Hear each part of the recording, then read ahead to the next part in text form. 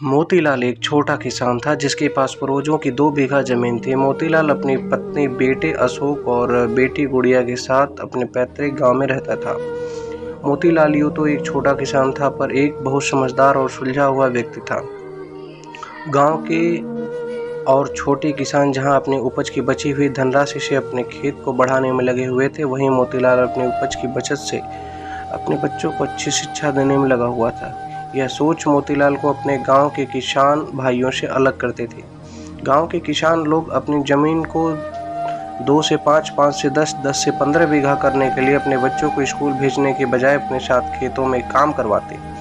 वहीं मोतीलाल अकेले ही काम करता और अपने बच्चों को पढ़ने स्कूल भेजता। 20 साल बीत जाने के बाद जहां गांव के किसानों की जमीन बढ़कर 2 से 4, 5 से 10 बीघा हो गई, वहीं मोतीलाल की जमीन 2 की 2 ही बीघा रही। पर मोतीलाल ने 20 सालों में अपनी मेहनत से जो कमाया था, वो दूसरों किसानों के ने नहीं कमाया। मोतीलाल के दोनों बच्चे पढ़ लिखकर अच्छे संस्थान में नौकरी कर रहे थे। बेटा अशोक एक प्राइवेट संस्थान में काम कर रहा था और बेटी गुड़िया बैंक में कर्मचारी बन गई थी। उसी 2 बीघा जमीन की आमदनी से मोतीलाल ने अपनी बेटी की शादी भी अच्छे से अशोक अब बड़ा आदमी हो गया था। गांव में उसकी इज्जत और बढ़ गई थी। अपने बेटी की सफलता से दोनों माँ बाप बहुत खुश थे। इस बीच मोतीलाल ने अच्छा रिश्ता देखकर एक अच्छी लड़की से अशोक की शादी करवा दी। विवाह समारोह खत्म होने के 5 दिन बाद अशोक अपनी पत्नी को लेकर बाहर चला गया। मोतीलाल और उसकी पत्नी की भी उम्र बढ़ रही थी। कभी कभार तबीयत खराब हो जाती थी। जब कभी तबीयत खराब हो जाया करती थी तो अशोक की माँ फोन करके अशोक को गांव बुलाया करती थी। इससे अशोक को बहुत परेशानी होती थी। इस परेशानी से बचने के लिए अशोक और उसकी पत्नी ने अपने पिता मोतीलाल को 2 बीघा जमीन बेच देने की सलाह दी और साथ आकर शहर में रहने को कहा। मोतीलाल ने जमीन बेचने की बात सुनते ही फ़ोन काट दिया और गुस्से में अपनी पत्नी को कहा कि अगर मैं मर भी जाऊं तो तुम अशोक को फ़ोन मत करना, मुझसे ज़मीन बेचने को कह रहा है। वो ज़मीन जिसने हमें जीवन दिया, उसको नौकरी दी, उसी ज़मीन को बेचने की बात कर रहा है, मूर्ख। अशोक भी इधर गुस्से में अपनी पत्नी से कह रहा था कि पता नहीं पिताजी को 2 बीघा ज़मीन में कौन सी जान अटकी है कि उसे छोड़ना नहीं चाहते। अब मुझे उनसे बात ही नहीं करनी है। बीमारी की वजह से अशोक के माता पिता की मृत्यु हो गई। अशोक को बहुत दुख पहुंचा था अपने माता पिता की मृत्यु से। एक दिन अशोक ने अपनी पत्नी से कहा कि गांव में अब रहने वाला कोई नहीं है, तो वो 2 बीघा ज़मीन बेच देने में ही भलाई है। अगली बार जब गांव जाऊंगा तो ज़मीन को अच्छी कीमत पर बेच दूंगा।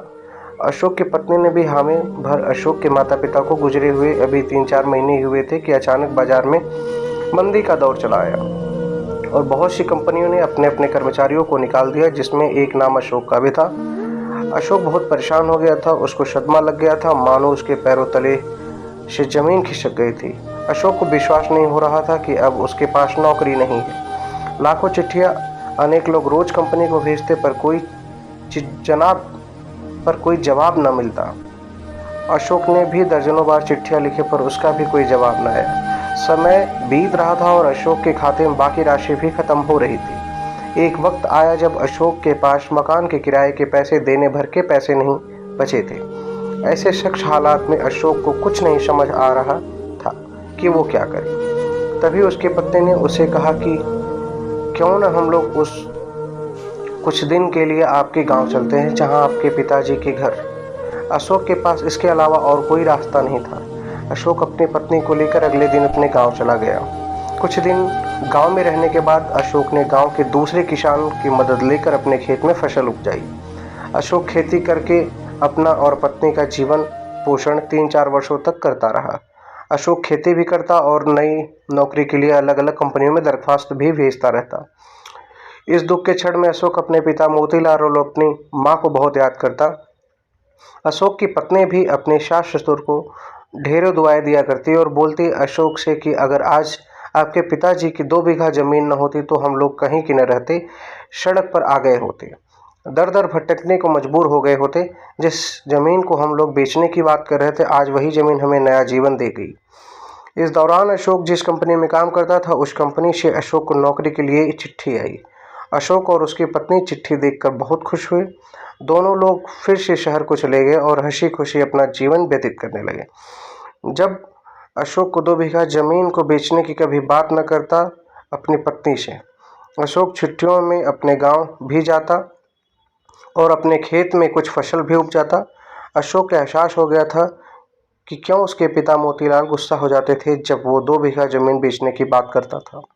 अशोक को पता चल गया था कि परेशानी और दुख के क्षण में अपने पूर्वज की जमीन जायदाद ही हमारी मदद करती है और हमें अपमानित होने से बचाती है। नमस्कार, मेरा नाम है करण दुबे और आप देख रहे हैं ओल्ड स्टोरी बाय करण। इस कहानी में आपको मोतीलाल और उसके बेटे अशोक की कहानी सुनाई गई है और यह कहानी अगर आपको पसंद आती है तो आप लोग लाइक, शेयर, कमेंट और सब्सक्राइब ज़्यादा से ज़्यादा करें। धन्यवाद।